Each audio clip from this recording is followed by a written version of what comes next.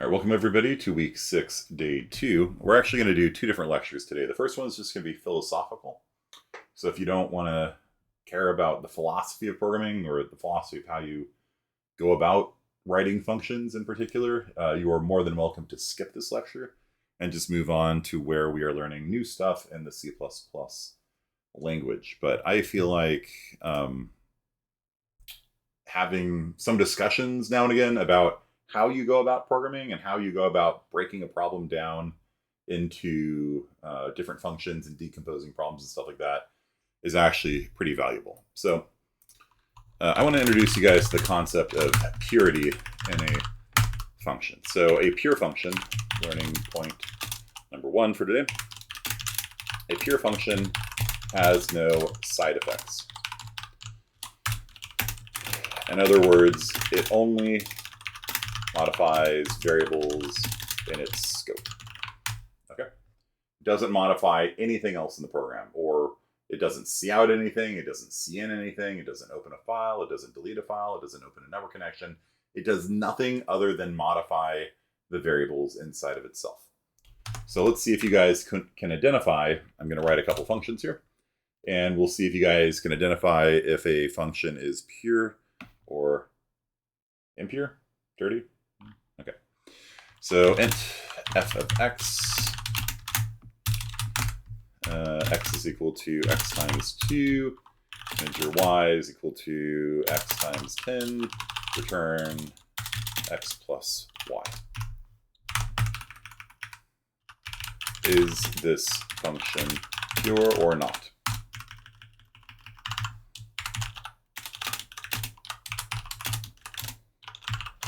What do you think? Does this function have any side effects? Does it manipulate anything anywhere outside of its own variables? It's modifying this parameter here, but this parameter is, this x here only exists within the scope. So what do you guys think? Pure or impure? Yeah, it's pure. Okay. And I think there's even like a GNU pure extension or something like that. I don't know. That can actually mark that something is pure. Okay. So yes, this is pure. Okay. What about this guy?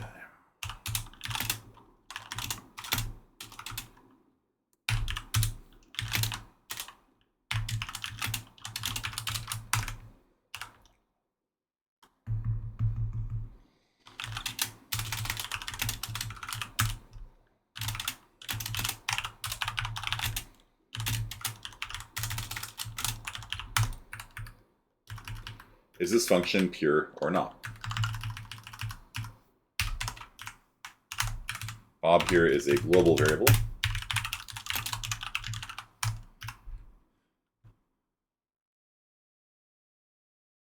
I mean, Bob is only manipulated anywhere just by G. Doesn't that make it pure?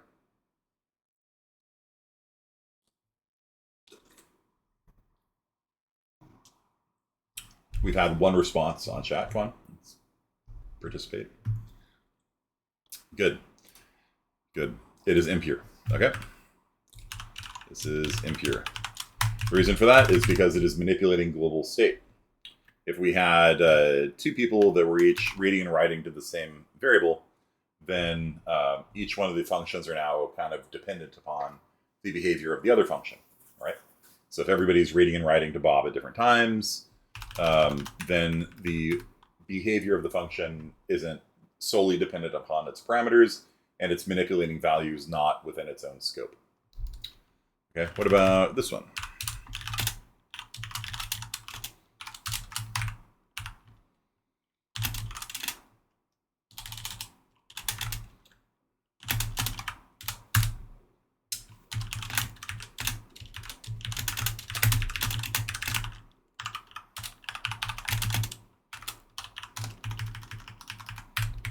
What about this function? H. Is this function pure or not?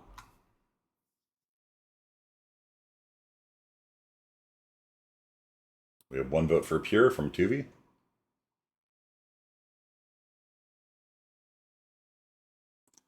Does it have a side effect? Does it modify things outside of its scope?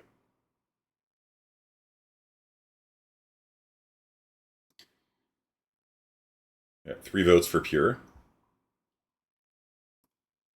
1 vote with a pure with a question mark after it. No, this is actually impure. Okay. The reason for that is cout is actually being modified. We're actually writing data to cout. And that's going to print things on the screen. That's a side effect right here. This is a side effect. Okay.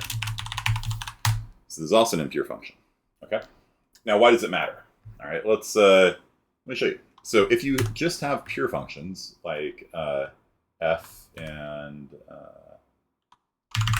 this will be interesting. What about g? Is g pure or not?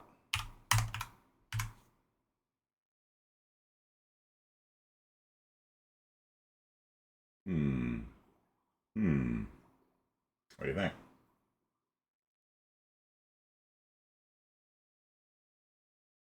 It's relying upon Bob, but Bob is a constant now. And so for all intents and purposes, it's as if we had written like 10 here, right? So it's read, it's not written to, nothing can change Bob. So G does not depend upon the behavior of other functions because other functions cannot change the value of Bob. Bob is fixed at 10, okay? So it's as if we had written here 10, but just put a more human name on it. Like this could be like points per touchdown. And despite it being a global, this is actually okay. Like having something like this is called a magic number. And magic numbers are bad. Okay? Right? So computer science professors don't like it when you just like hard code a number like that, like 6 into your code. Like, what does that mean? Why is it 6? What's happening here? And maybe this has something to do with football or something. And so maybe X is the score, and we're returning, X plus points per TD. So maybe this function is like TD or something. You know what I mean? Like we just got a TD touchdown. So we take in points, so we return the points plus points per TD. Okay. And it doesn't really matter that this is a global now because it's really as if I'd just written 6 there. But this gives it a more human, readable thing to it. So this is fine. This is now a pure function. Okay. So cout makes it impure, and let me show you. Let me show you first of all this. Okay. So let's say that we have return f of 10 plus g of 20. Do we have a g? No, it's td now. Okay, let's just put this back at g. So we're doing 2 function calls, passing in 10 to f. What value is that going to return if we put in 10 here? Give you guys a second to think about that. If we pass 10 to f, what value is returned by it?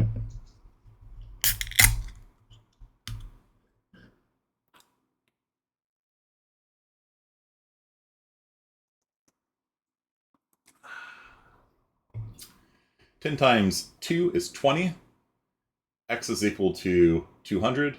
200 plus 20 is 220. So that's going to return 220.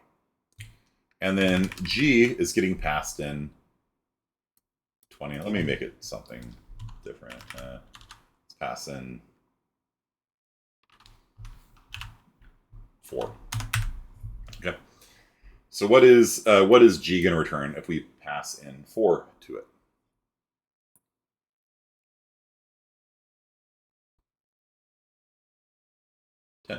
Good. So all told, our program is going to return 230, which might maybe a problem. Let me do a little something here. 3, get a little smaller. So now f of 10 is going to be 10 plus 30, which should be 40. That's going to be 40 plus 10. This should return 50 if I'm doing the math right. 90, what did I do wrong here? 10 times 2 is 20.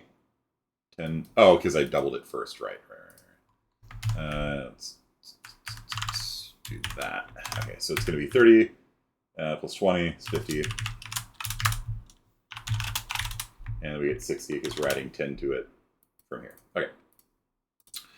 So, what would happen? We know that f is pure, and we know that g is pure. Without redoing the math,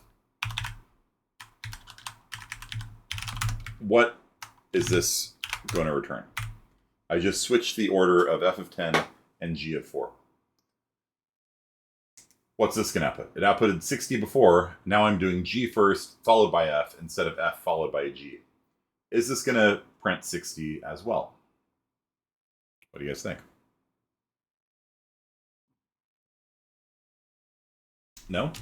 Yes? No? We got 60 again. Okay. That's one of the nice things about pure functions. They don't depend upon anything else, right? The other functions doing their thing, everything is isolated, right? When a pure function runs, the only thing it can change is its own variables. So it cannot affect the outcome of another function run, right? Because if you have g of 4 and f of 10, it doesn't matter which order you do them in, right? Because they don't affect each other. They can't affect each other. But if you made it impure, right? If we had like integer y up here,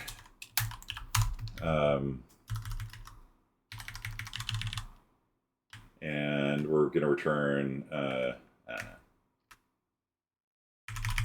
x plus y. Is this both these guys are impure now, right? So I'm going to mark this as impure. Will this change? Will the functions return different values if I change the order of operations? What do you think? Am I going to get, if I do f first then g, and I switch it to g first then f, am I going to get the same answer?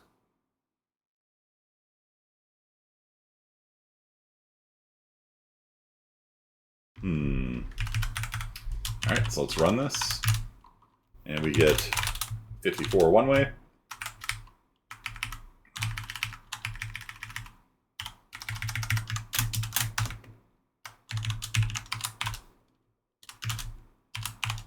We get 84 the other way. See that? Because this guy is modifying y, and this guy is using y. And so if you do it with g first, y is going to be 0. If you do it with f first, y is going to be equal to 30.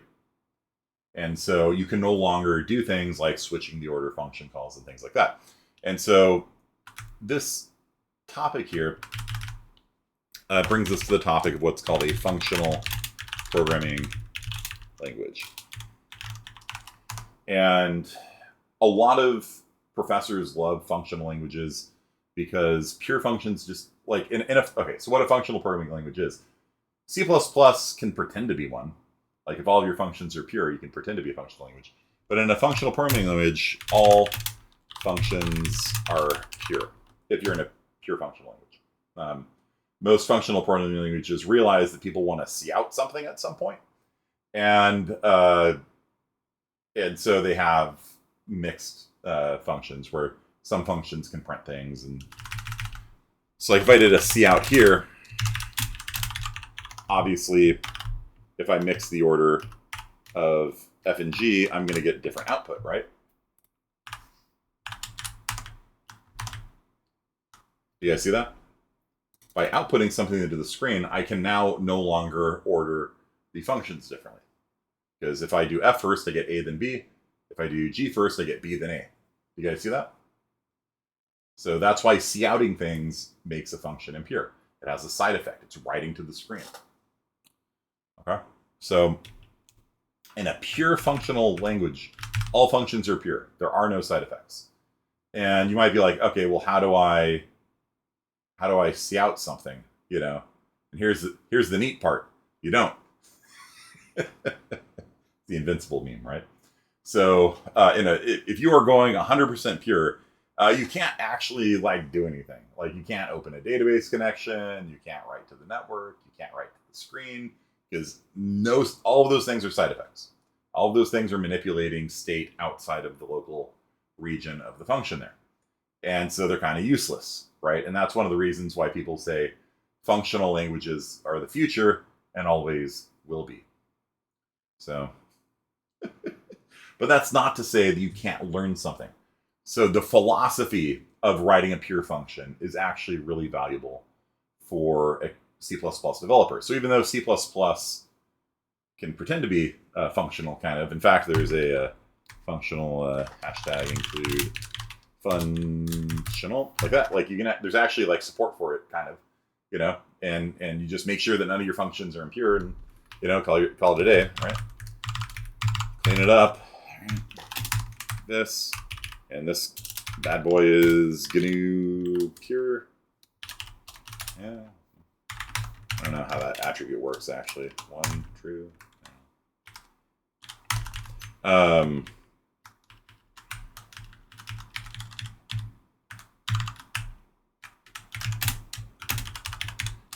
Putting these things back to pure now. I actually don't know how this attribute works, but there's an attribute that actually allows the compiler to like verify that functions are pure.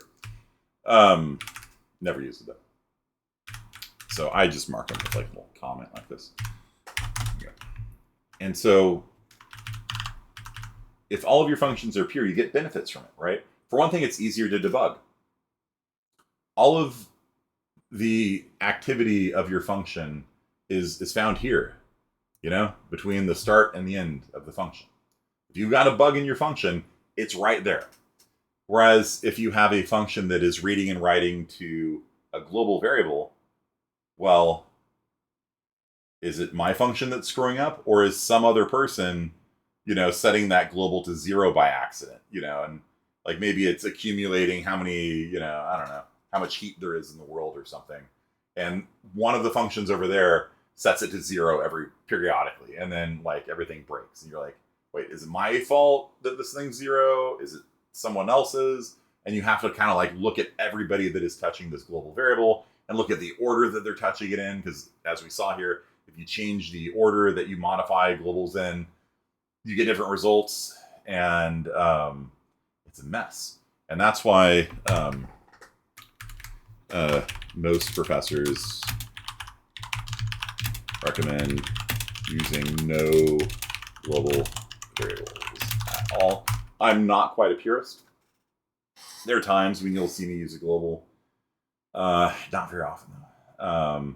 Things like this, where they're global, it's not a global variable, right? Because it can't vary. It's a global constant, right? That's fine. Yeah, that's fine. It just puts a name on a number. It doesn't, you know, you can't read and write to it. You can only read from it. You can't write to it.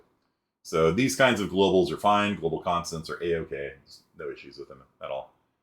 And what about void functions? Guess what we're talking about in part 2 of this lecture? We're talking about void functions.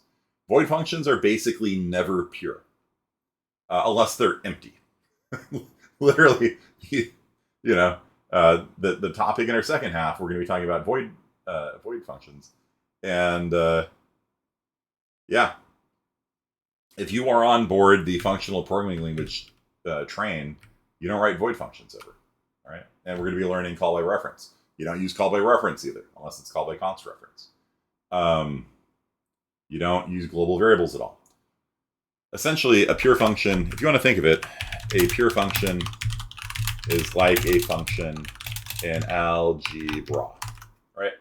So in algebra, you have a function that takes in 1 or 2 or more parameters. It does some computations, and it returns a result, right? That's easy to debug. They're easy to composite together. Like you can have f of g of x, and you can composite the functions. You can do associative and commutative and distributed things with the functions, because remember, if you reorder the function calls, they don't change the values. There's a lot of really nice properties of pure functions. The main interest I have in writing pure functions is that it makes your code, I don't know if clean is exactly the right word that I'm looking for, but it cuts down on the number of problems you can have in your code. How about that? So any opportunity you get to, like, you know, if you're debating like, you know, should I write this function pure or impure, and you can do it either way, I would err on the side of making it pure. It's not going to hurt you. in most cases. Sometimes it will. Like if you're copying things around unnecessarily, you just want to be pure. Um, the and there are ways of mitigating the performance costs, but if you have the opportunity of like doing a function a couple different ways, I would personally pick the pure route over other options because, like I said, it makes your function sort of self-contained. You have a little comment saying this is what the function's doing, and you can look at it and verify that it's doing what it is. And I like anything that cuts down on the exponential complexity of a program, of understanding a program. If I look at somebody's code, and their code depends upon some global state set elsewhere, like it's just reading all these globals, and those globals are set by other functions, then I have to go back and look at where those variables are set, and then maybe there's 100 of them, and I have to look at 100 functions now to understand this function and make sure that all of them are working right before I can understand if this guy's working right. And to understand all the possible interactions and if people call the things in different orders is almost beyond the human ability to comprehend. I like my code comprehensible. I like it testable. I like it understandable and easy to read. And pure functions just bring all of that to the table. Okay, you don't have to write all your functions pure. I am not a purist. Literally, I'm not a purist when it comes to purity. I'm really not. Like if I'm debugging this code and I'm not understanding it, you will see me throw in here. Let's find out what y is. Let's find out what x is. Right? Like let's dump these things to the screen, print the values out, and okay, then I'll pull the cout statements out later. Like I'm not a purist. Like whatever it takes to get the code done is fine. But and yeah, sure. Will I write a function that will like open a connection to a database? Yes. Will I write a function that opens a network socket? Sure, absolutely. I'm not going to avoid doing the things that I need to do because, well, it's philosophically a side effect. But if I have the opportunity, yeah, you can get benefits from just partial implementation of the functional programming philosophy. Do you guys understand this? So, you don't have to go whole hog. You don't have to delete all couts from your code. You can just when you're writing a function, just kind of think about it.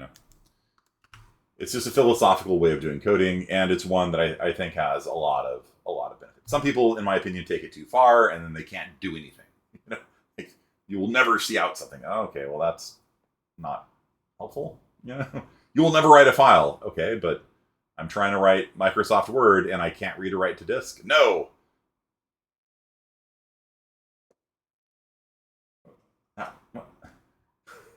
How am I supposed to write my doctoral thesis? You can't. Okay. Let me delete your thing now and go somewhere else. But I need to. No, you can't. It's impure.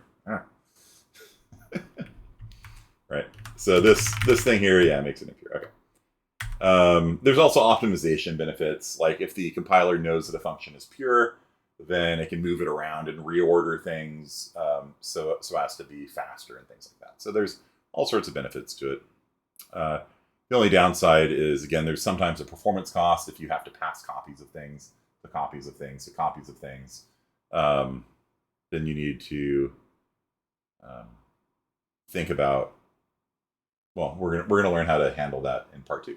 So that's the end of part 1. It's just philosophy, basically philosophy of programming. Now we're gonna go and learn some new C++.